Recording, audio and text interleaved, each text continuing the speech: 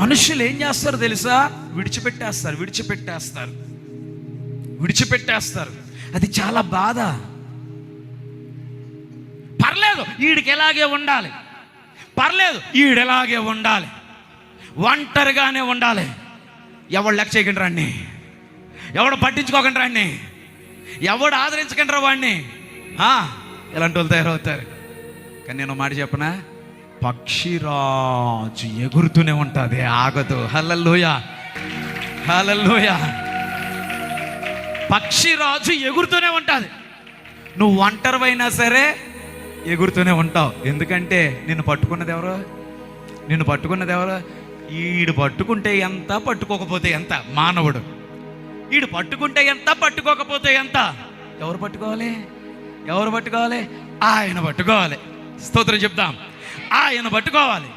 ఆయన పట్టుకుంటే నేను అంటాను, నువ్వు ఎగురుతూనే ఉంటావు. హల్లెలూయా, హల్లెలూయా. నీ జీవితము భరోసా లేని జీవితంగా ఉందేమో, ఏదో భరోసా పెట్టుకుంటున్నావేమో, వాళ్ళు భరోసా అనుకుంటున్నావేమో, వీళ్ళు భరోసా అనుకుంటున్నావేమో. నేను ఒక మాట చెప్తాను విను. నీ వెనక తిరిగే వాళ్ళందరూ కూడా నీ దగ్గర ఉన్న బంగారం మొక్కకో, నీ దగ్గర ఉన్నటువంటి ఆ రొట్టె మొక్కకో, లేకపోతే నీ దగ్గర ఉన్నటువంటి ఏదైనా లాభానికో మాత్రమే తిరిగేవారు. బంధువులు అవనే, స్నేహితులు అవనే, నీ వారవనే, ఎవరి వారవనే. ఆ రొట్టె మొక్కకి, ఆ బంగారం మొక్కకి, ఆ దానికి దీనికి పట్టుకుంటారంతే. చూడండి, ఆ మనిషి పోయాడు అనుకో, ఈ రోజున ఏం జరుగుతుంది, ఎలాంటి పరిస్థితులు ఉన్నాయి?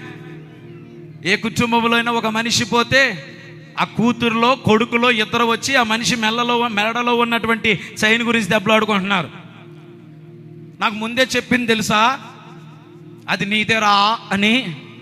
నాకు ముందే చెప్పింది తెలుసా, అది నాదే అని దెబ్బలాడుకుంటున్నారు. అంటే వారి కన్ను దేని మీద? దాని మీద. ఈనాడు మనుషులందరూ కూడా నీ దగ్గర ఉన్న దాని మీదే నిన్ను వెంటాడతారు. నిన్నేదో ప్రేమించి కాదు, నిన్ను ప్రేమించేవాడు ఆయన ఒక్కడే. స్తోత్రం చెప్తామా? హల్లెలూయా. నిన్ను ప్రేమించేవాడు యేసయ్య ఒక్కడే. యేసయ్య ప్రేమ నీకు ఎవ్వరిలో దొరకదు. యేసయ్య లాంటి ప్రేమ నీకెక్కడ దొరకదు.